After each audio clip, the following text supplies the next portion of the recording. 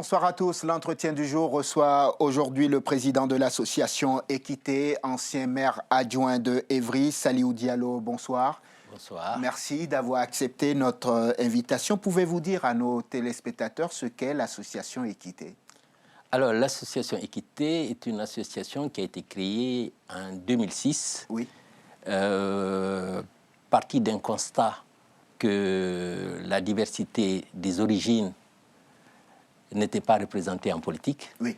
Donc, nous sommes réunis, des citoyens engagés, Oui. pour demander une plus juste inclusion Oui. de cette diversité en politique. Rassurez-moi, vous êtes de gauche? Oui, je suis de gauche. Du Parti socialiste? Du Parti socialiste. Donc les membres de votre association viennent de gauche aussi? À majorité, mais ce n'est pas une condition. Effectivement, si des personnes n'ont pas la même vision que nous, oui. Des militants de partis extrêmes, oui. particulièrement à droite, oui. ne peuvent pas adhérer à notre mouvement. Et si je suis de droite, je fais partie des Républicains, je ne peux pas non plus faire partie de votre association? Si la droite républicaine peut faire partie de notre association, à condition qu'on ait les mêmes idées.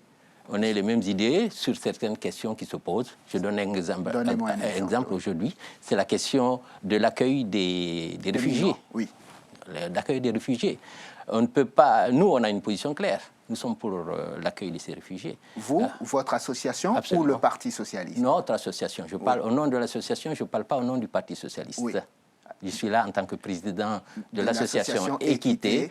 L'association Équité n'est pas le Parti socialiste. Donc, bien que vous m'avez posé la question, si moi j'étais du Parti socialiste, oui, mais l'association n'est pas une association du Parti socialiste. Donc vous étiez en train de développer votre vision sur la question des migrants. Ouvrons cette parenthèse puisque nous y sommes et que l'entretien nous permet d'évoquer cette question. Vous dites que votre association, l'association Équité, est pour l'accueil des migrants. L'association est pour l'accueil des migrants, particulièrement des réfugiés, qui doivent être prioritaires. Oui. Et nous allons même plus loin. Il faut une régularisation de masse de ceux qui sont déjà en France. Je pense que le président François Mitterrand l'a déjà fait, oui. Il y a très longtemps. Et je pense que c'est le moment d'être clair et de faire une régularisation massive des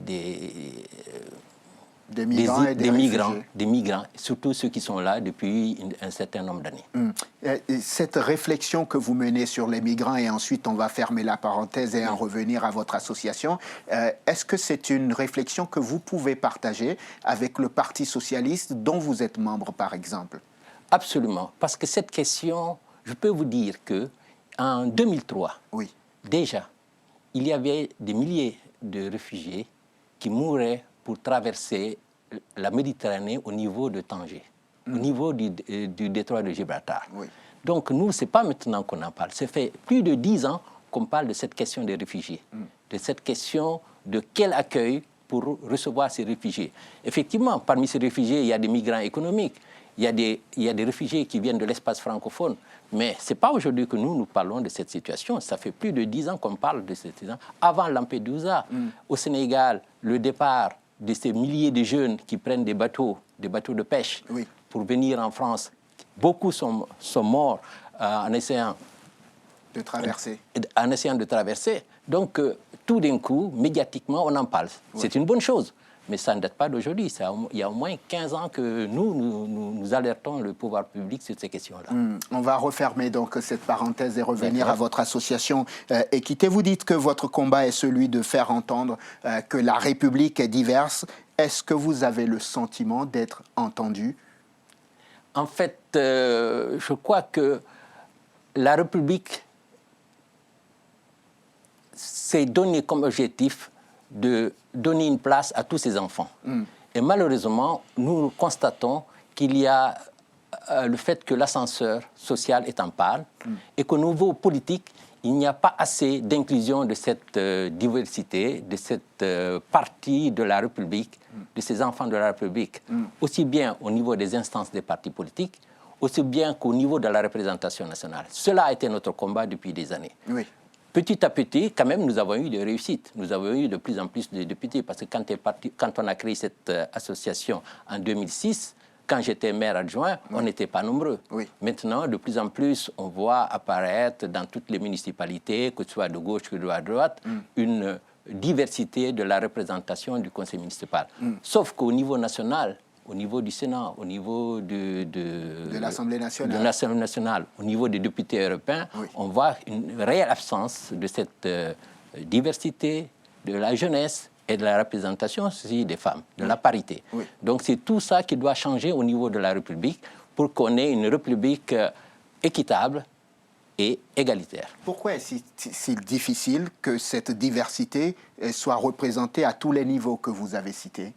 Parce qu'il y a des blocages dus au fait qu'on est dans des catégories, on est dans le fait qu'il y a un parcours qui est discriminant, qui fait qu'à la tête de l'État, on retrouve les mêmes.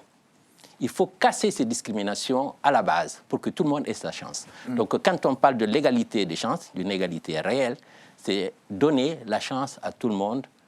Et la République, et on le dit, elle est diverse.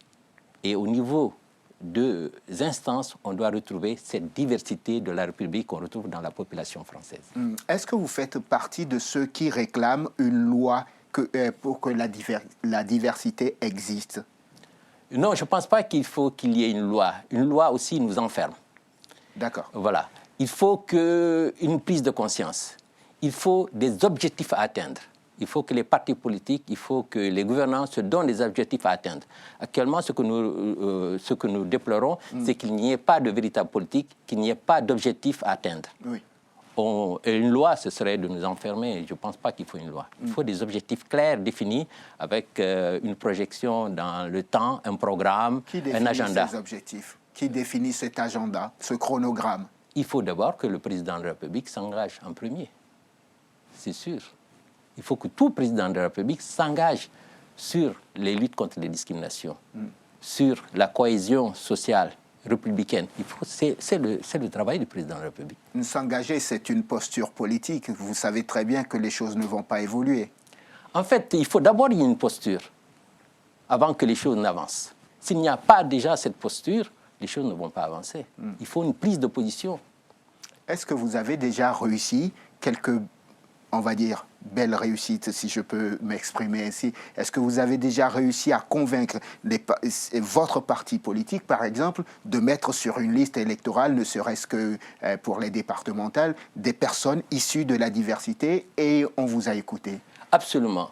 Quand nous, on s'est créé, c'est parce que déjà au régional de 2004, nous avons pu réussir à faire intégrer la diversité. Alors, notre association n'est pas là pour choisir les places. C'est d'impulser et donner une orientation. En 2004, nous avons commencé à avoir des conseillers régionaux. Ensuite, nous avons eu la seule députée de la diversité, Georges Paul Langevin, au niveau du Parti socialiste. Et finalement, on a vu avec Hollande, quand il est arrivé, la place de la diversité au niveau des ministres. Mais on dit que ce n'est pas suffisant. Il ne faut pas que ce soit symbolique, que les gens voient qu'il y a des ministres de la République dans ce gouvernement, parce que ce gouvernement, quand même, la diversité est présente. Mais il faut aussi qu'au niveau à la base, au niveau du conseil municipal, au niveau des conseillers départementaux, au niveau des régions, qu'on retrouve cette même diversité.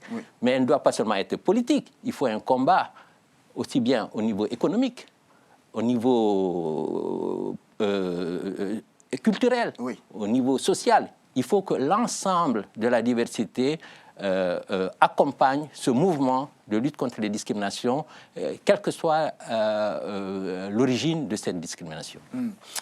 Donc, vous dites que pour qu'on aboutisse à des résultats concrets, il faut continuer à faire du lobbying, presque, et sensibiliser les gens, c'est ça?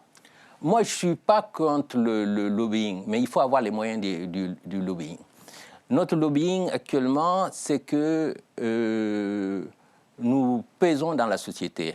La société française, elle est diverse. Quand vous dites « nous pesons », c'est qui? je parle de ceux qui représentent cette diversité de la France, des origines. Oui. Parce que vous avez bien vu, moi, je revendique mes origines africaines, francophones et françaises. Voilà, il faut que ce soit clair à ce niveau. Et que cet électorat-là, cette population-là, pèse en France. Il faut le reconnaître, il ne faut pas avoir peur de le dire. Oui. Voilà. Alors le fait de le dire, ce n'est pas parce qu'on sait qu'on veut pas, on veut ni des quotas, ni de la discrimination positive, mais on veut qu'on prenne en compte cet aspect de la société française. Vous organisez le vendredi 25 septembre prochain au Palais Bourbon, c'est ça, une conférence sur le thème de l'alternance démocratique non violente et le thème du développement durable. J'imagine que ce thème n'est pas sorti de nulle part. Bon, effectivement, la France organise cette conférence en décembre sur le réchauffement climatique. Ouais. Et nous sommes sensibles, puisque par nos origines africaines, du fait que le réchauffement climatique, les conséquences seront catastrophiques pour l'Afrique. Oui. Pour la zone la plus chaude du monde, que ce soit en Afrique ou ailleurs, oui, au niveau de l'équateur ou dans la région sahélienne, les conséquences sont catastrophiques pour nous. Donc c'est une des priorités qui fait qu'on ne peut pas parler de l'alternance démocratique si on ne prend pas en considération les questions de réchauffement climatique, les questions d'agriculture, les questions de population, de déplacement des populations et les conséquences de ce réchauffement climatique. Les solutions issues de cette conférence vont servir à quoi? En fait, d'abord, quelle posture? Nous faisons cette conférence représentant la diaspora africaine. Oui. La diaspora africaine, elle est française. Je suis de la diaspora africaine. Nous sommes arrivés, pour certains, on était immigrés, mais nous sommes français et nous sommes aussi la diaspora africaine. Nous sommes des millions. Nous avons un poids économique. En Afrique, chaque année, c'est 400 millions de dollars que la diaspora envoie en Afrique. Donc, nous pesons, mais nous ne rendons pas compte de notre poids et de notre responsabilité par rapport à ce qui se passe en Afrique. Et donc cette conférence du vendredi 27 va servir à ça? D'abord, nous positionner en disant que la diaspora, très rapidement, la diaspora ne peut plus ne pas s'intéresser à ce qui se passe en Afrique. Et en Afrique, chaque fois qu'il y a une guerre civile, qu'il y a des violences, c'est au moment des renouvellements des mandats des présidents. Donc, il faut se poser la question, est-ce qu'on est encore tolérable pour une question de mandature qui arrive à terme, pour une question de renouvellement des instances, qu'on arrive à des situations de guerre et de guerre civile? Donc nous voulons poser cette question et essayer de trouver une solution avec tous les citoyens. Salihou Diallo, merci. Je vous remercie. Président de l'association Équité et ancien maire adjoint. On invite le 25 les responsables d'associations, les partis politiques à venir.